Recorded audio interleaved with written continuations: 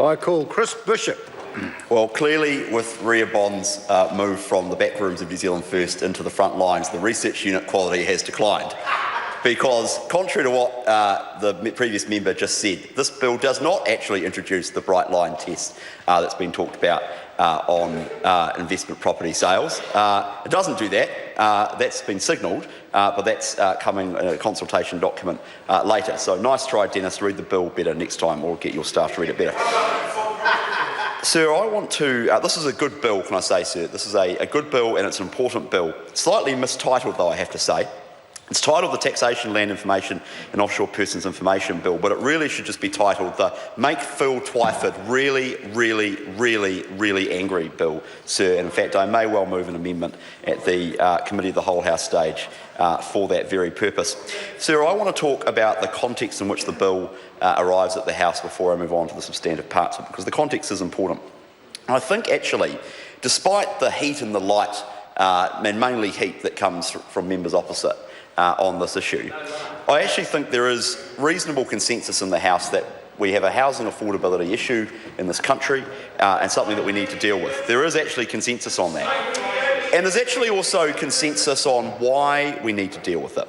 It's an equity issue for New Zealanders because home ownership is important, particularly for young New Zealanders, and National, as the party of home ownership, backs getting Kiwis into homes. So there's also an economic effect.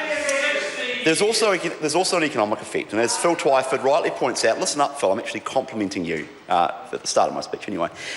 There's actually an economic effect of the housing issue we have, which is that interest rates are higher than they otherwise would be. And, you know, arguably there's a financial stability effect as well if you talk to the Reserve Bank of New Zealand. And actually, one of the things that often doesn't get mentioned is the effect on the government's books of house prices rising very quickly. Because as Russell Norman rightly pointed out, that does flow through to rents eventually, and that has an effect on the government's books through income-related rents and, of course, the accommodation subsidy. So there is actually consensus we need to do something about this issue. And actually, if you actually look at the issue, there's reasonable consensus about some of what we need to do. So, for example, that we need to free up more land supply. There is reasonable consensus on that. And actually, despite the anger and the fury and the venom directed by Mr Twyford and members opposite towards my colleague, the Honourable Nick Smith, on the issue of better utilising the large amounts of Crown land that the government owns in Auckland for housing, actually, the Labour Party agrees with that because their Kiwi build policy is predicated on that exact point. So there is consensus about better utilising Crown land. There is consensus, sir, about freeing up land supply.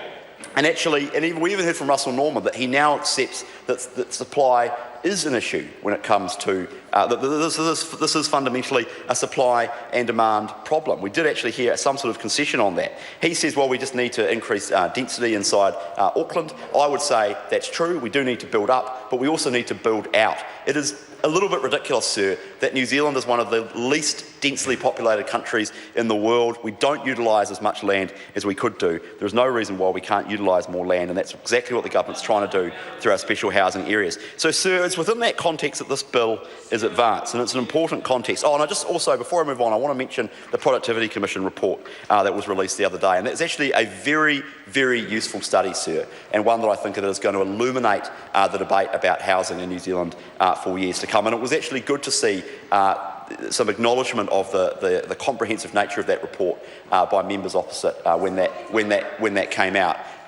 A little bit, I have to say, in stark contrast, sir, to the response from Carmel Sepuloni to the Productivity Commission report about services, which was to sort of go back to trite cliches about neoliberal dogma and vouchers and that sort of thing. So good to see the Labour Party actually endorsing some rational economics for once. Sir, it's within that context that the bill has been brought forward. It's an omnibus bill. Slightly unusual, sir, for New Zealand legislation that it is an omnibus bill, but introduced under Standing Order 263A, I believe. And there are two important things that we signalled, or Mr English signalled in the budget, that this bill implements, sir. Firstly, buyers and sellers being required to provide IRD numbers at the time a property is transferred. And that tax information will be collected by conveyancers and provided to Land Information New Zealand as part of the conveyancing process and then forwarded to Inland Revenue. And people that are tax resident in another jurisdiction will also be required to provide their foreign equivalent of an IID number. That's the first change, sir. And secondly, the bill requires offshore persons, defined in the bill, to have a New Zealand bank account before they obtain a New Zealand IID number. And this ensures, sir, that offshore persons are subject to our anti-money laundering rules, sir. So tax evasion, as my colleague David Bennett rightly pointed out, no longer in the House unfortunately, but as he rightly pointed out, tax evasion is a predicate offence for money laundering, so having greater certainty of the identity of the taxpayer would bolster the effectiveness of the compliance system as well as the anti-money laundering regime generally. And of course, sir, people that are not offshore persons buying or selling their main home will be exempt from having to provide that tax information.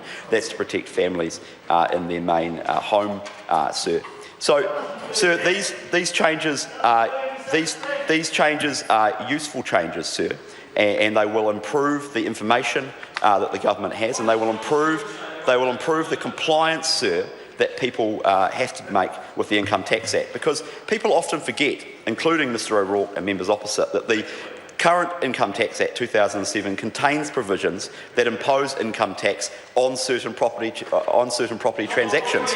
But, sir, we are concerned that these provisions, in particular by non-residents, the compliance, sorry, sir, in particular by non-residents, are relatively low, and so that is the context in which this bill is being introduced and will be examined by the Finance and Expenditure Committee. And, sir, as a member of that committee, I am looking forward to examining that bill in detail. Often, sir, with tax bills, they are reasonably complex. They are technical in nature. In fact, on finance and expenditure, we're dealing with a current bill which deals with cashing out of research and development tax credits, which is highly complex. We've gone through that bill in quite some detail, and I'm looking forward to doing so on this bill as well, sir. Sir, you often hear a lot of anger and venom from members opposite about housing in this country. And Phil Twyford is probably the worst offender, sir.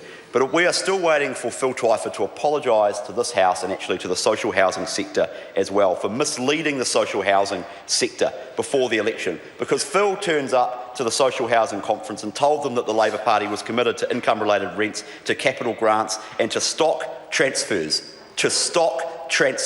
He's grinning away, and now he turns up in the House and he rails away about privatising social housing and privatising state housing. Well, the Labor Party before the election was committed to stock transfers, sir, and he said that we know that you can build good quality homes at affordable prices and you can leverage private sector investment. Well, when is Phil Twyford, sir, going to stand up in this House and apologise for misleading the social housing sector? It'll be, I'm awaiting it with bated breath, sir, but I don't think it is going to happen.